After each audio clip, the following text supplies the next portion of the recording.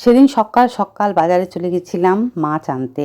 আমাদের ইচ্ছে হয়েছিল, মানে বোনের ইচ্ছে হয়েছিল, বোনের বরের ইচ্ছে হয়েছিল যে ইলিশ মাছ খাবো সবাই মিলে একসাথে মজা করে।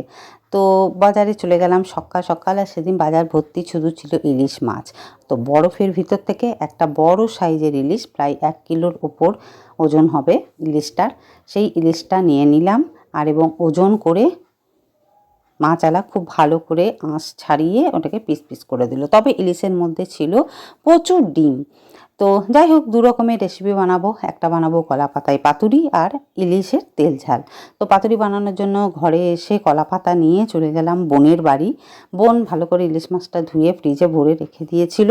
তারপর আমরা সেই মাছটাকে বার করে, দেখো, দুজনে মিলে গল্প করছি, হাসি মজা করছি।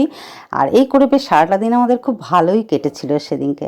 তো এইটা ছিল এই পাতুরির জন্য। আর এর যে দিকটা ডিম, সেদিকটা তেল ঝাল। তেল ঝাল তো রেডি করে নিয়েছি, এবার পাতুরির পালা। তো চলো, পাতুরিগুলোকে বানানোর জন্য কলা পাতাটাকে আগে ভালো করে একটু সেঁকে নিতে হবে, যাতে ময়েশ্চারটা চলে যায়, যাতে মুড়তে গিয়ে কলা পাতাটা ফেটে না যায়। তো প্রথমে একটু মশলা নিয়ে নিলাম। আর মশলার মধ্যে ছিল সাদা সর্ষে, কালো সর্ষে, পোস্ত আর টক দই। তো একটু মশলা নিয়ে মাছটা উপর থেকে নিয়ে একটা কাঁচা লঙ্কা দিয়ে, উপরে একটু কাঁচা তেল দিয়ে, আর যেহেতু বোন পাশে ছিল আমার খুব হেল্প হয়েছিল, কারণ ও আমাকে সাহায্য করতে পেরেছে। এবার প্যানের মধ্যে তেল নিয়ে নিলাম সামান্য, আর কলা পাতায় যে পাতুরিগুলো মুড়ে নিয়েছিলাম ইলিশ মাছগুলো, সেগুলোকে তিনটে তিনটে করে দুবারে ভেজে নিলাম।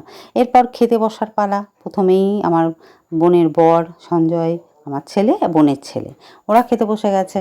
ওরা বেশ মজা করে খেয়েছে। আমার বোনের বরের খুব ভালো লেগেছে, তৃপ্তি করে খেয়েছে। আর তারপর পাতুরিটার একবার লুকটাও দেখে নাও। কলা পাতাটা খোলার পরে দেখো, জাস্ট ওয়াও, লাজবাব হয়েছে পাতুরিটা। খেতে খুব সুন্দর হয়েছিল, প্রত্যেকে মজা করে খেয়েছি। প্রথম ব্যাচে ওরা খাওয়ার পরে দ্বিতীয় ব্যাচে আমি আর বোন বসে গেছি, এবং আমরাও খুব সুন্দর করে খেয়েছি। তবে এত ডিম ছিল যে অত ডিম আমরা খেতে পারিনি।